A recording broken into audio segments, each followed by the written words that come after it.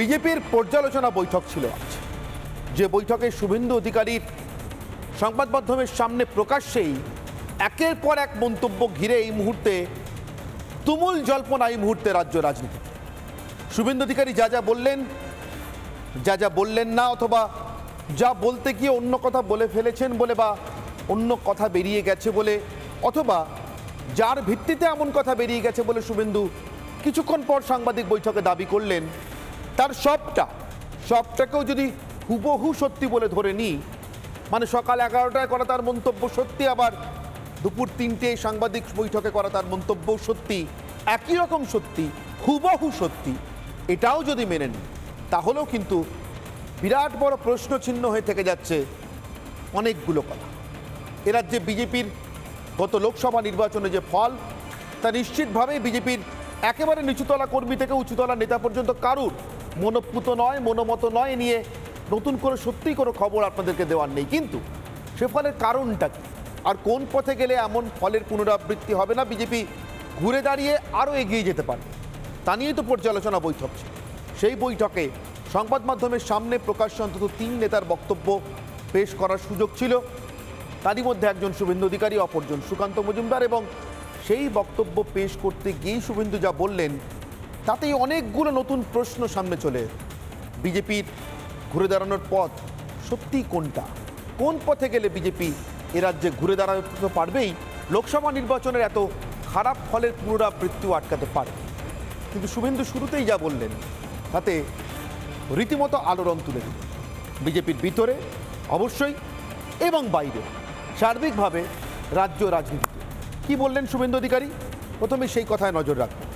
একদম প্রথমে শুভেন্দুর যে বক্তব্য থেকে এত জল্পনা ছড়ালো, এই মুহূর্তে এত গভীর জল্পনা যে বক্তব্য নিয়ে রাজ্য রাজনীতিতে এবং বিজেপির অন্তর, শুভেন্দু অধিকারীর সেই বক্তব্য। আমি আজকে বলছি 26-এ আমাকেও ভোট দিতে দেবে না। আমি আপনাকে বলছি তার কারণ আমি হিন্দু। আমার বাড়ির সামনে 50 জন জিহাদি ভোটের দিন বসে থাকবে, পুলিশ দর্শকের আসন গ্রহণ করবে। 4টে হিন্দু অঞ্চল আছে ভাঙড়ে, 2টো অঞ্চলের কোন হিন্দুকে শকত মোল্লা ভোট দিতে দেয়নি।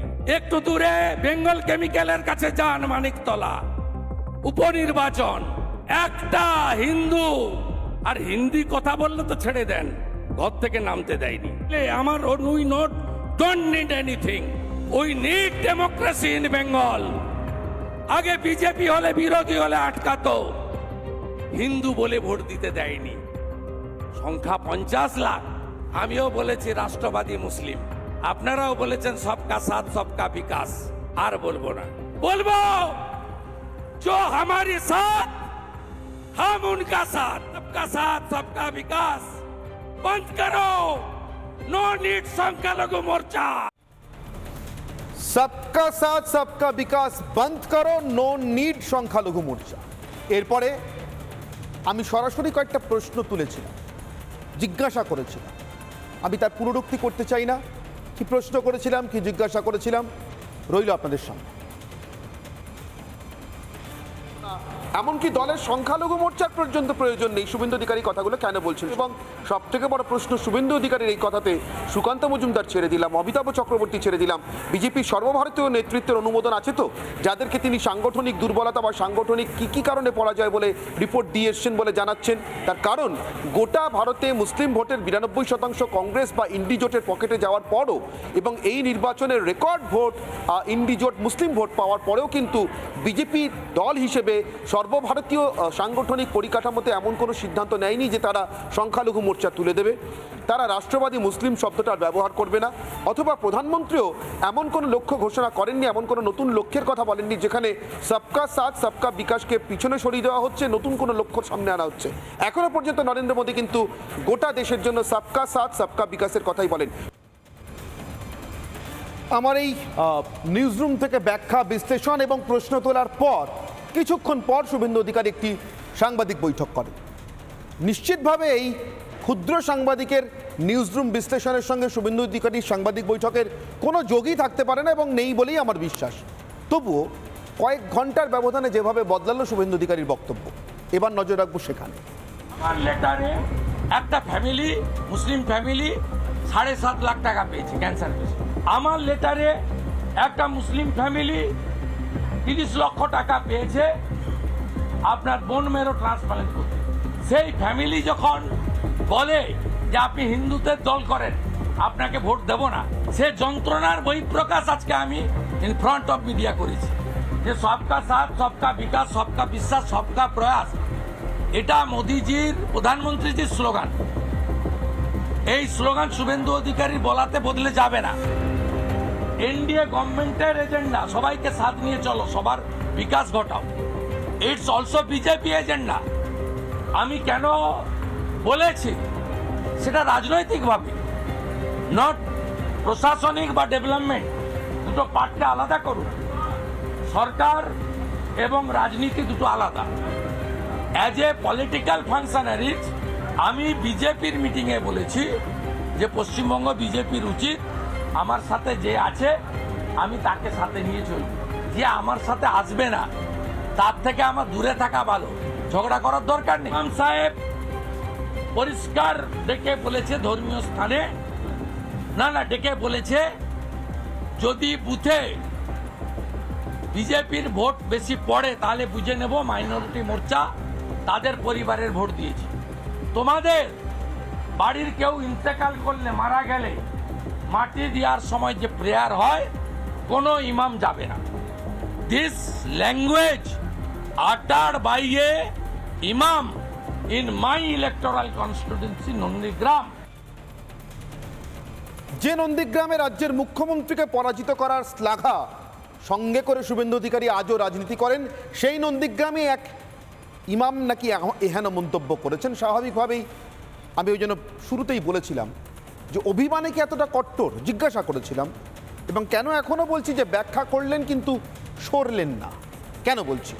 শুভেন্দু অধিকারী বলছেন যে সবকা সাথ সবকা বিকাশ একটা প্রধানমন্ত্রীর কর্মসূচি, আমি তার বিরোধিতা করার কে শুভেন্দু অধিকারী তা বদলাতে পারে না। তাহলে বললেন কেন? বলছেন এটা রাজনীতির কথা, দলের কথা। রাজনীতির কথা, দলের কথাও যদি হয় তাহলে কি এটা সম্ভব? ভারত একভাবে চলবে আর বিজেপির মতো সর্বভারতীয় পার্টির, সর্বভারতীয় দলের একটি রাজ্যের সংগঠন অন্যভাবে, অন্য স্লোগানে চলবে। এখানে প্রধানমন্ত্রীর স্লোগান, বিজেপির সর্বভারতীয় স্লোগান কাজ করবে না। বিজেপির তো একসময় একটা বিরাট বড় দাবি ছিল, এখনো পর্যন্ত সে দাবির সপক্ষে শ্যামাপ্রসাদ মুখোপাধ্যায়ের বলিদানের জন্য তারা অনেক কথা বলেন। এক দেশে এক বিধান, এক নিশান, এক প্রধান। আমার প্রশ্ন বিজেপি নেতৃত্বের কাছে, এক বিজেপির দুই স্লোগান, এক বিজেপির এক দেশে এক প্রধান, এক নিশান, দুই স্লোগান, এও কি সম্ভব? শুভেন্দু অধিকারী কিন্তু শেষ পর্যন্ত সরছেন না, সরলেন না, ব্যাখ্যা দিলেন মাত্র। সে ব্যাখ্যা আরেকটু বিস্তারিত করলেন। মনের কথা, অভিমান, দুঃখ, ব্যথা এসব কিছুকে সামনে রাখলেন, কিন্তু এটি বললেন না কট্টর হিন্দুত্বের লাইনে হাঁটা বা তার সেই লাইনের কথা বলা তার ভুল হয়েছে। কেন বলছি দেখুন, আরেকটু বিস্তারিত ব্যাখ্যা শুভেন্দু অধিকারী কি বলছেন। এনডিএ সরকার, যশস্বী প্রধানমন্ত্রী, তার কনসেপ্ট, এটা নিয়ে পার্টি বা সরকারের কোনো বিচ্যুতির ব্যাপার নেই। গ্রাউন্ড লেভেলে আমি কাজ করি, তাতে আমি দেখেছি যে ভারতীয় জনতা পার্টিকে হিন্দুদের পার্টি হিসেবে চিহ্নিত করে দেওয়া হয়। সেটা বিশেষ করে আমাদের এই রাজ্যে, আমি অন্য রাজ্যের কথা বলবো না, মমতা ব্যানার্জি বিশেষভাবে এটা করেন। ভোট হবে পলিটিক্স এবং সিম্বল দিয়ে, কিন্তু সরকার বা জনপ্রতিনিধি সবার জন্য করবে। আমি অ্যাজ এ বিজেপি কর্মী, বুথে কাজ করা কর্মী, গ্রাউন্ডে কাজ করা কর্মী হিসেবে আমি, আমার এক্সপ্রেশনটা এটাই ছিল এবং এটা সত্য। পশ্চিমবঙ্গের মাটিতে দাঁড়িয়ে এটা আপনি অস্বীকার করতে পারবেন না যে শুধুমাত্র সনাতনী হিন্দুরাই বিজেপিকে ভোট দিয়েছে। সংখ্যালঘু বিশেষ করে মুসলিমরা বিজেপিকে ভোট দেয়নি। 100 জন মুসলিমের মধ্যে 91 জন 2021-এ ভোট দিয়েছিলেন মমতা ব্যানার্জিকে, এবারে 95% মুসলিম ভোট দিয়েছে। সেই কারণে আমি রাজনৈতিক আমার অ্যাঙ্গেল থেকে বলেছি, এর সঙ্গে ভারত সরকারের ডেভেলপমেন্টের কাজ, ভারত সরকার বা জনপ্রিয় প্রধানমন্ত্রীর সবকা সাথ সবকা বিকাশ, সবকা বিশ্বাস সবকা প্রয়াস এই স্লোগানের কোনো সম্পর্ক নেই। আমি আমার কনসেপ্টে বলেছি যে সংখ্যালঘু মোর্চার যারা নেতৃত্ব আছেন তাদের কতটা সংখ্যালঘু মোর্চা খুলে রাখার দরকার আছে এটা নিয়ে ভাবা উচিত, এবং যারা রাষ্ট্রবাদী মুসলিম আছেন তাদের প্রয়োজন হলে পার্টির মূল মেন স্ট্রিমে কাজ করানো যেতে পারে, কোনো অসুবিধা নেই। আমাদের যারা ইম্পর্টেন্ট লিডার মাফুজা খাতুনদের মতো তারা ফাংশন করবেন পার্টির মধ্যে থেকে। তুমুল অপপ্রচার, সংখ্যালঘুদের বারবার মুখ ফিরিয়ে নেওয়া এবং এমন সবকা সাথ সবকা বিকাশের হাতে গরম তথ্য পরিসংখ্যান এবং একেবারে মানবিক অনুভূতি বুঝতে পারছেন, আমরা যাকে বলি ট্যাঞ্জিবল, মানে নিজের পরিবারের উপকৃত হয়েছেন, নিজে উপকৃত হয়েছেন, তারপরেও সংখ্যালঘুদের এমন মুখ ফিরিয়ে থাকা থেকে হয়তো প্রবল অভিমান হয়েছে, হয়তো সেই প্রবল অভিমানের জেরেই বলেছেন, কিন্তু সরছেন না কেন? তাহলে বলতে পারতেন অভিমানে বলে ফেলেছি, কথাটা সরিয়ে নিচ্ছি। এখনও বলছেন সংখ্যালঘু মোর্চার থাকার কতটা প্রয়োজন আছে। আমার প্রশ্ন, শুভেন্দু অধিকারীর এ বক্তব্য তার দল কতটা অনুমোদন করে? আমার আজকের অগ্নিবাণ, আজকের প্রশ্ন জানিয়ে শুরু করবো আজকের বিতর্ক। আমার আজকের অগ্নিবাণ, শুভেন্দুর হিন্দুত্ব কি বিজেপির হিন্দুত্ব?